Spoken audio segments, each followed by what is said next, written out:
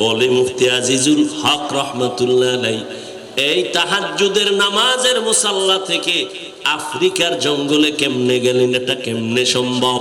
দুনিয়ার বিবেক বলে হবে না, অসম্ভব।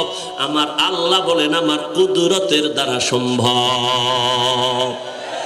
আউলিয়ারা কারে উকবা ইখতিয়ার, জাহেলারা কারে দুনিয়া ইখতিয়ার। কেশে মুফতি আজিজুল হক রহমাতুল্লাহ আলাইহি, আমরা গলা ফাটাইয়া বয়ান করতে করতে বেহুশ, এরপরেও মানুষের অন্তর নরম হয় না, পরিবর্তন আসে না। আর মুফতি আজিজুল হক রহমাতুল্লাহ আলাইহি এমন একজন ওলিয়ে কামেল, এমন একজন আহলুল্লাহ, স্টেজে বৈশা নাহমাদুহু বলে যখন টান দিতেন, ময়দানের মানুষের কলবের মধ্যে পরিবর্তন শুরু হয়ে যাইত। তার এই হাতে গড়া মেহনতের এই বাগান, ও আল্লাহ আপনার ওই খাস গোলামদের রুহানি ফায়েজ ও বারাকাত আমাদের দান করেন। আরো আস্তে করে বলেন আহ কি মিনহু, আমি তার থেকে ভালো, আমার থেকে ভালো আর কেউ নাই, আমার মতো ভালো বক্তা কেউ নাই, আমার মতো ভালো আলেম কেউ নাই, আমিতে সব ধ্বংস হয়ে গেল। এক বক্তা স্টেজে বয়ান করতেছেন, মুফতি আজিজুল হক রহমাতুল্লাহ আলাইহি তিনি সভাপতি হয়ে বসে আছেন। বক্তার বয়ান এত সুন্দর, এত সুন্দর, ময়দানে মনে হয় যেন কান্নার আওয়াজ, কিয়ামতের মাঠ। মুফতি সাহেব হুজুর রহমাতুল্লাহ আলাইহি বক্তা সাহেবকে বললেন একটু বয়ান বন্ধ করেন। মাইকটা হাতে নিয়ে দাঁড়াইলেন, দাঁড়ায় বললেন, ও শ্রোতা আল্লাহর গোলামেরা, এই বক্তার বয়ান আমি বন্ধ করে আমার দিলের একটা তামান্না চলে আসছে।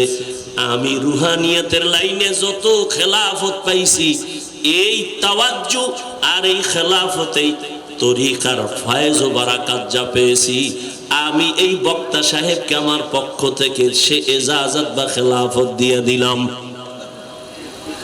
খেলাফত দিয়ে দিছেন, খেয়াল করেননি? বক্তা সাহেবকে হুজুর বললেন এবার আপনি বয়ান চালু করেন। বক্তা সাহেবকে খেলাফত দিয়ে দিলেন। বক্তা আবার নতুন ভাবে বয়ান আরম্ভ করলেন।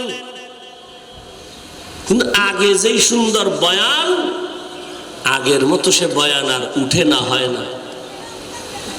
বক্তা সাহেব যথেষ্ট পরিমাণ প্রচেষ্টা করে ব্যর্থ। মুফতি সাহেব হুজুর রহমাতুল্লাহ আলাইহি আবার মাইক নিয়ে বললেন, আমি যে বক্তা সাহেবকে খেলাফত দিয়েছিলাম তা ফিরাইয়া নিলাম। বলতে পারেন দিলেন কেন, দেওয়ার পরে ফিরাই নিলেন কেন? মুফতি সাহেব হুজুর ডাক দিয়ে কয় শ্রোতাদেরকে, ও আল্লাহর আশিক গোলামেরা, আমি যে দিয়েছিলাম ভাবছিলাম তার ভেতরে মারিফতের নূর ঝলমল করে, রুহানিয়তের পাওয়ার, কিন্তু না, এখন আমি বুঝতেছি এটা তার নিজের কোনো পাওয়ার ছিল না।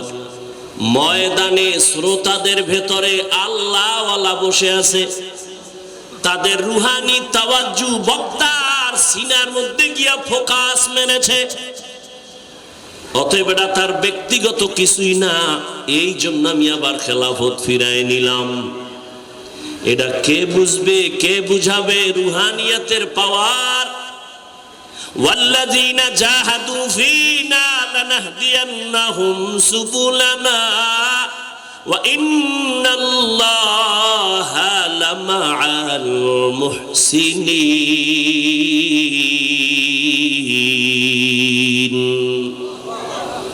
আল্লাহ বলেন যারা চেষ্টা করবে আমাকে পাওয়ার জন্য, আমি একটা রাস্তা না অনেক রাস্তা খুলে দিব। সাবিল এক রাস্তা, সুবুল তার বহু বচন, অনেক রাস্তা।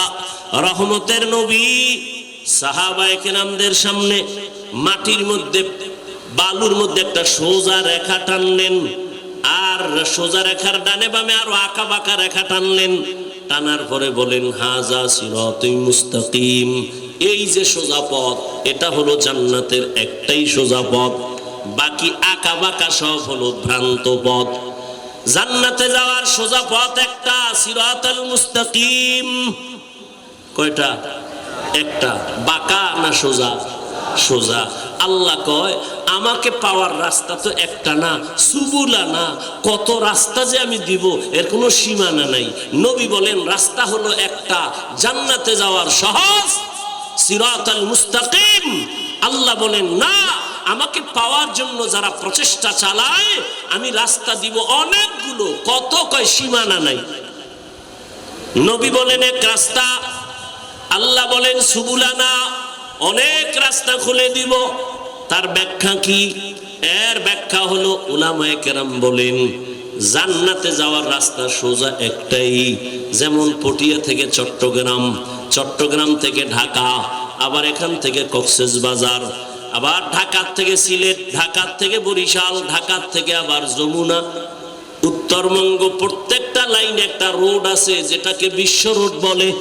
এই বিশ্ব রোড একটাই হয়, বিশ্ব রোড একটা, কিন্তু বিশ্ব রোডে ঢুকার জন্য ডানে বামে আরো অনেক শাখা রোড থাকে। শাখা রোড থাকা খারাপ না, বড় ভালো, সহজে পৌঁছা যায়। সিরাতাল মুস্তাকিম একটাই জান্নাতের সোজা পথ। আল্লাহ যে বলেন লানাহদিয়ান্নাহুম সুবুলানা, আমি অনেক রাস্তা খুলে দিব। বলে এগুলো হলো বিশ্ব রোডে ঢুকার শাখা রোড। বলে কেমন? বলে ইমামে আজম আবু হানিফা রহমাতুল্লাহ আলাইহি বিশ্ব রোডের সাথে একটা রোড তৈরি করলেন।